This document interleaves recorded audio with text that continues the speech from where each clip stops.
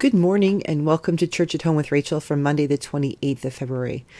I can't believe this month has come to an end. It seems like such a fast month. And February, of course, is always a shorter month, being only 28 days, sometimes 29.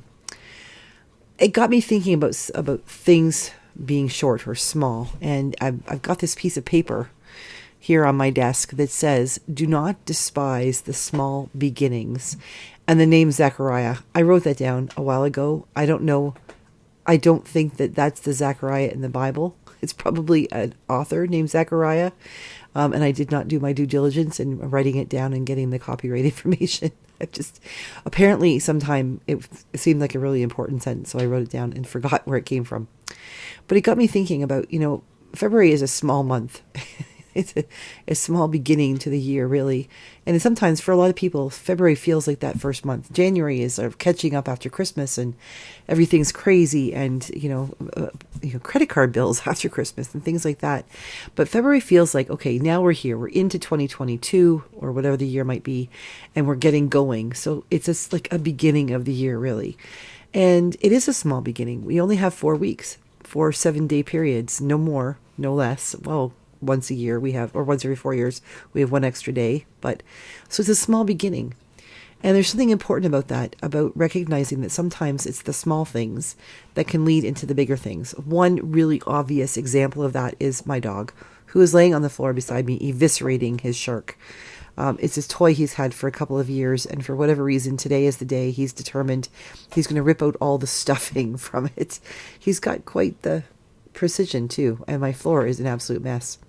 But it reminds me that when we decided we were going to get a dog, Rob was sailing with the breeder. They were on Artemis together, and they were gone for 8 months. And the breeder and his wife breed, in this case, chocolate labs. And so we knew that they were going to have a litter during the sail. And Rob put in our name that we might have the runt of the litter. And so along came, I don't know how many, I think 9 or 10 dogs. It feels like there were at least 8, if not 9 or 10. And we got to have Dude. His name was Little Dude, Dude, and he was the runt of the litter. He wasn't much of a runt. They were all pretty small at the time, but he was the runt. And such a tiny little thing that weighed just a couple of pounds, began as a small beginning, is now an almost 100-pound dog who thinks he's a lap dog. But from that tiny little fur ball with blue eyes, his eyes were bright blue when he was born, when they finally opened. From that tiny little fur ball beginning, of just that could fit in the palm of my hand, has come a great champion of hope, the bringer of peace, the creator of laughter, the creator of a lot of other things in my yard that have to get cleaned up. And he's just a wonder of joy and excitement and hope in both my life and Rob's. From such a small beginning came a great thing. Do not despise the small beginnings. It reminds me also of a passage we read recently. I can't remember whether it was at church or a Bible study, but talking about, I think it was a Bible study, the Church of the Small Things. And it was talking about King David, who of course wasn't a king at first. Now, for those of you who aren't familiar, King David is he's a famous king from the Old Testament, and from him came the line of people that led down hereditarily to Jesus. But David was chosen to take over as king after Saul. And David was the father of Solomon, who is the wisdom of Solomon and the Proverbs. That's who that is. But David he became a king, a very powerful king, a very human king. But he wasn't always a king. David was, I believe, the 8th born of 8 sons. And when Samuel was called by God to go and find a king, because the people of Israel were looking, they didn't want to just have prophets and things like that. They wanted a king. They were seriously like, we need to have a king.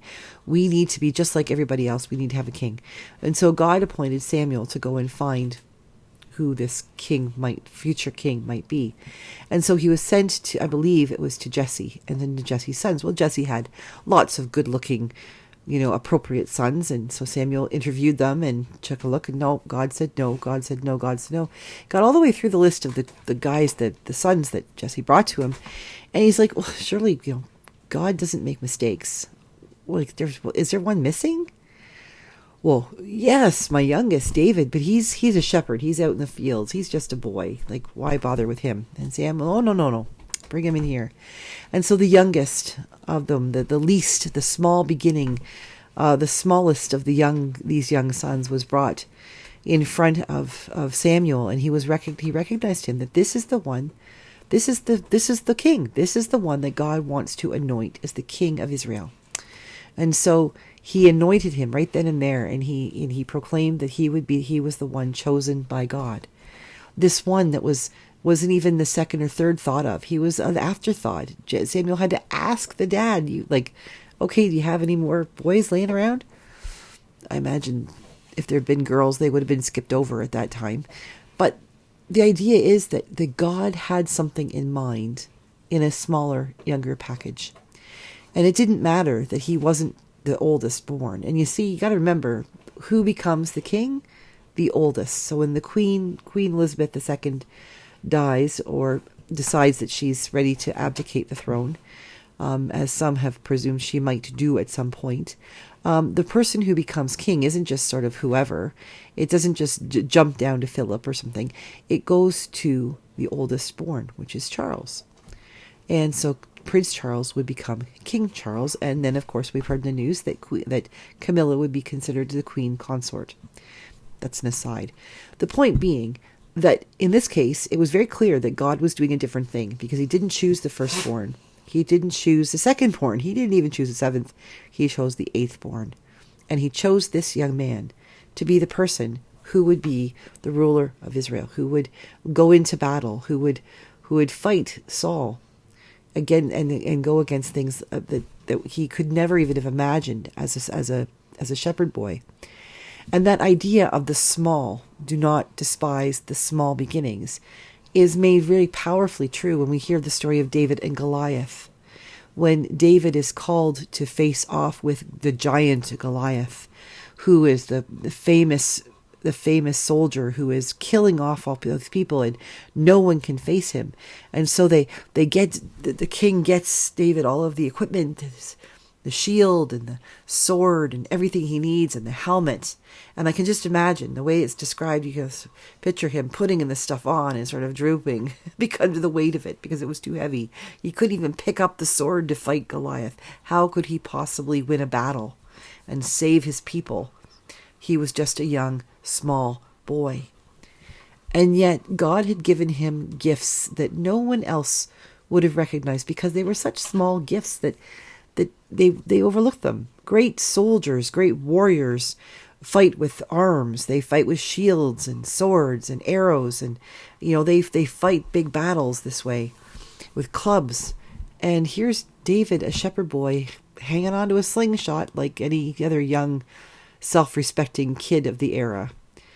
And yet he says, don't take this stuff off me. I can't do this.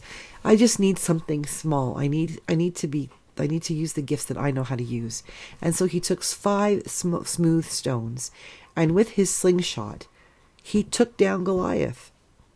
You see, he was used to doing that because his life as a shepherd had him facing off with things like bears and wolves and other things that would come after the sheep.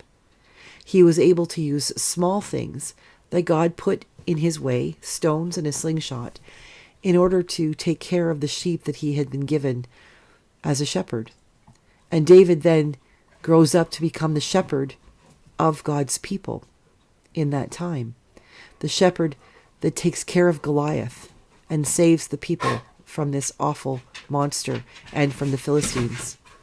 The shepherd that grows up to be king, who writes the poems, the psalms, so many of the psalms that we have, including, "The Lord is my shepherd, I shall not want." So I think before we write ourselves off, or other people or other situations or circumstances off as being too small for God to do anything with, think about Dude and his little handful of fur that became a 100-pound lapdog, who I think has metaphorically saved my life many times, who loves me and gives me comfort and makes me laugh and sometimes makes me cry. Or think about David, who was just out doing what he did as the youngest son in the middle of the fields, taking care of the sheep, when he was called upon and anointed to be king of God's people. And that same David, who the little guy that he was, went out there with not the army and an army behind him and armor upon him, but went out on his own, armed with simply a slingshot and 5 smooth stones. And he saved the day. God doesn't make small things insignificant. God makes small things significant. He makes small beginnings significant. He makes smaller people significant, just as he does larger. Don't underestimate what God can do with small things. So as you go about your day today, think about the many things that you do, the little small things that you feel like nothing to you. It's just you do them because you do them. You make your son's lunch, or you change a diaper, or you talk to your neighbor, you pick up the mail. Think about the fact that when you interact with someone else, or even when you're simply praying, the small things that you contribute to life may be the beginning of something bigger than you could imagine. Maybe not in your life, but maybe for someone else. So don't ever despise the small beginnings, because it's from small beginnings that God does great works, and you're one of them.